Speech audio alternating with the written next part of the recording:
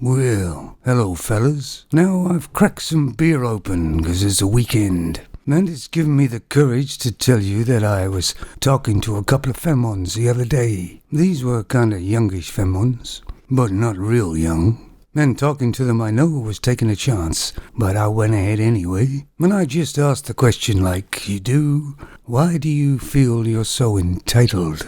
As Femons never give a straight answer, do they?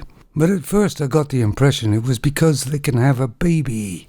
And I said, well, following those type of rules, then you would only be entitled when you're of breeding age. And when you've finished being able to have babies, say all your eggs are done, then the entitlement should end. But of course that didn't go down too well.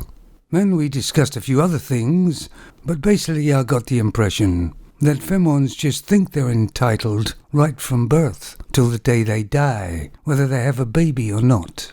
And neither one of them can give me the reason why they think they're entitled. They just are. Bah, Femon logic. Man, of course, of all this complaining and moaning how they were so hard done by for the last 50 years or more. And the moaning is getting louder and louder. Of course, the truth be known, they've been entitled all that time. You see, the thing is, if they're all victims and so oppressed, then how come they act so entitled everywhere?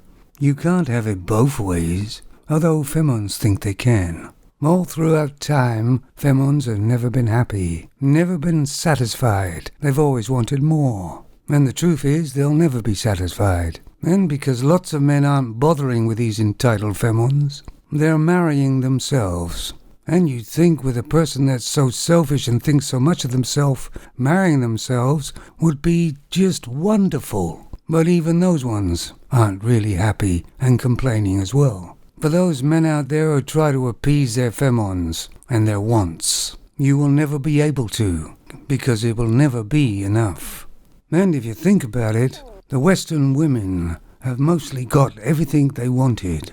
And are the Western women happy? Of course not. Of course, all the Femons, even through my age, have been entitled and acted entitled, although the modern Femon is taking the piss. So the Femons in my era felt that they were just as entitled as the modern Femon. In their minds, they just didn't show it so much. Femon is the same as a brand, and many years ago the brand was quite good. Well, at least the advertisements were. And usually in those days you had to marry the Femon to sample the goods and to see how much of a shit show it was. But Femons today are doing men a favor. They're destroying their own brand. They're defacing themselves with a load of tats. So even if they are attractive in some way, you can't see it. They cake on the fake up so much, they hide any slight attractiveness they may have naturally.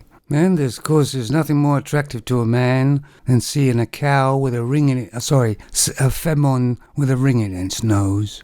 Then of course there's the attitude. And they're saving so many men's lives, because these men don't get involved with them in the first place. So in some respects we should be thankful for the way the Femons are acting nowadays. And especially on TikTok and other sites like that. You have Femons saying, look how beautiful I am. I will let you have sex, and these are the hoops you have to jump through. There's no real mention of a relationship, or partners, or feelings in any way. Femons are really in need of a rebranding, because they're scaring the customers away. And I love it, don't you? Time for another beer. Take it easy. She looks nice. What do you want? Everything. Yeah, come to think of it, she isn't that nice.